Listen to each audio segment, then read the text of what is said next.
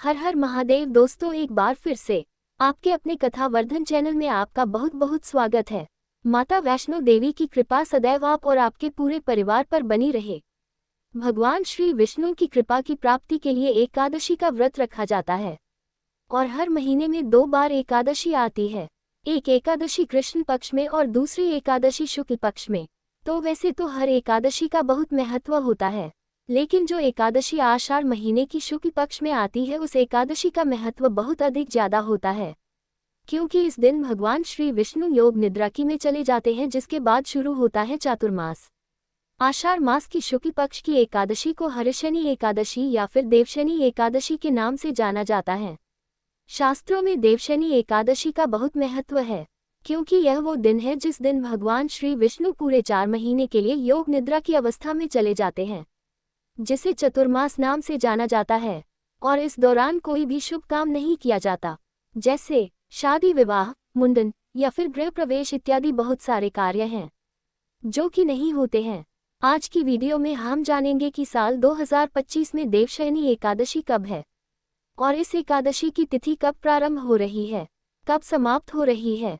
अगर आप एकादशी का व्रत करते हैं तो आपको व्रत कब धारण करना है और व्रत खोलने का शुभ मुहूर्त क्या है, आज के दिन किस प्रकार से भगवान श्री हरि विष्णु की पूजा करनी चाहिए और कौन सा उपाय करें जिससे कि इस व्रत का संपूर्ण फल हमें प्राप्त हो, और जिस भी कामना से हम व्रत धारण करते हैं वो कामना कैसे पूरी होती है, आज हम इस वीडियो में हरिशनि एकादशी व्रत से संबंधित संपूर्ण जानकारी जानेंगे। इसलिए वीडियो को पूरा देखिए कि हरिशनि एकादशी की तिथि कब प्रारंभ हो रही है, कब समाप्त हो रही है और व्रत हमें कब धारण करना है। देखिए, आषाढ़ मास के शुक्ल पक्ष की एकादशी तिथि का प्रारंभ हो रही है 5 जुलाई को शाम को 6:58 बजे शुरू होगी, जो अगले दिन यानी 6 जुलाई की रात में 9:14 तक रहेगी। ऐसे में देवशयनी एकादशी 6 जुलाई को ही मनाई जाएगी।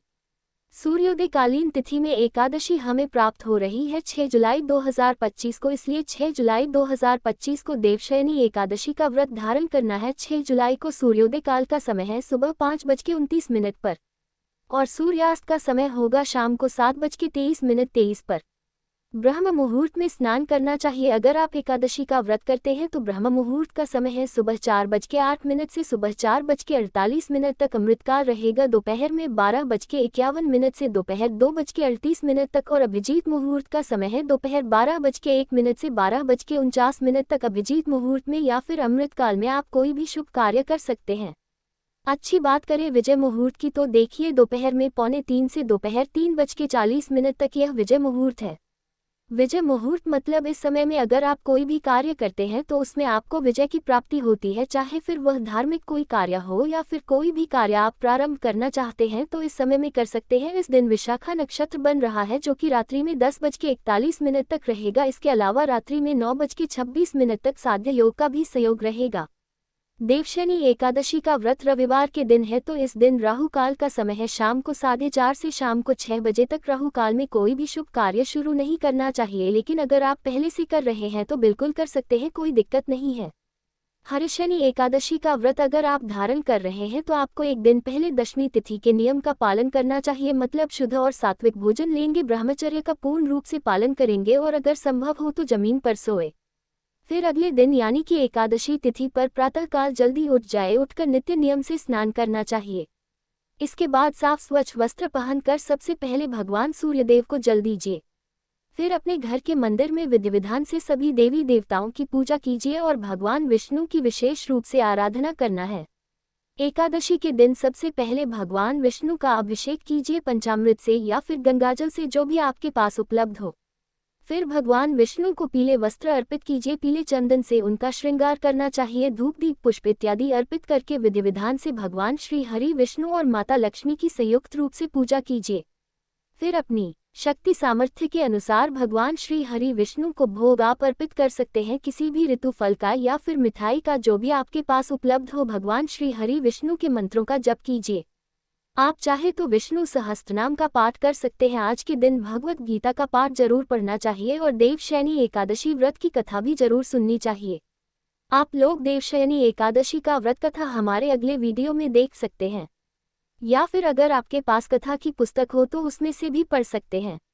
अब विधि विधान से भगवान श्री हरि विष्णु की पूजा आराधना करने के बाद उनकी आरती कीजिए। क्षमा अगर आपका तो आप पूरे दिन व्रत में रहते हैं। हर्षणी एकादशी के व्रत में आप फलाहार कर सकते हैं, कोई सा भी फल इत्यादि आप ले सकते हैं। फलाहार और जलाहार के द्वारा यह व्रत आप धारण कर सकते हैं।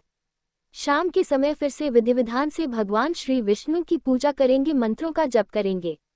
अगर संभव हो तो जितना भी समय आपसे हो सके रात्रि जागरण करें, भजन कीर्तन करें और रात्रि में अखंड दीप प्रज्वलित अवश्य करेंगे। एकादशी व्रत का पारण द्वादशी तिथि में करते हैं तो द्वादशी के दिन प्रातःकाल जल्दी उठ जाए, उठकर नित्य नियम से स्नान कर लीजिए, भगवान सूर्य देव को जल दीजिए। फिर विधि विधान से अपने घर के मंदिर में भगवान श्री हरि विष्णु और माता लक्ष्मी की आराधना कीजिए। फिर शुद्ध और सात्विक भोजन बनाकर भगवान को भोग स्वरूप में अर्पित कीजिए और स्वयं भी प्रसाद स्वरूप में आप खा कर सकते हैं। लेकिन हाँ, अपना भोजन करने से पहले, व्रत खोलने से पहले किसी ब्राह्मण को घर बुलाकर भोजन कराना चाहिए।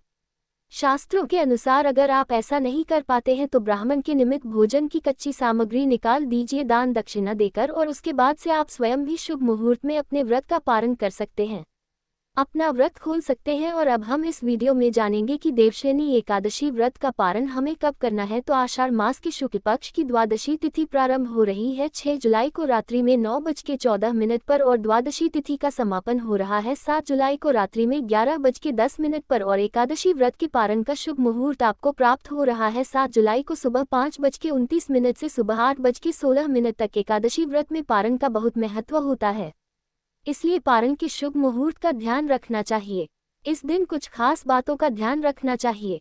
नंबर 1, देवशयनी एकादशी के दिन किसी भी हाल में तुलसी का पत्ता ना तोड़े, ऐसा करने से माँ लक्ष्मी नाराज हो जाती हैं। नंबर 2, इस दिन काले रंग का कपड़ा न पहने। नंबर 3, किस दिन आप अपने घर को साफ सुथरा रखें। नंबर 4, इस दिन कोशिश करें मन और तन को सात्विक रखें। नंबर 5, इस दिन मांस, मंदिरा, प्याज, लहसुन, दूध, दही और तले हुए मसालेदार भोजन न करें। अगर आप सभी को हमारी यह वीडियो अच्छी लगी हो तो हमारे कथा वर्धन चैनल को सब्सक्राइब करें। मिलेंगे एक अच्छी वीडियो के साथ। धन्यवाद।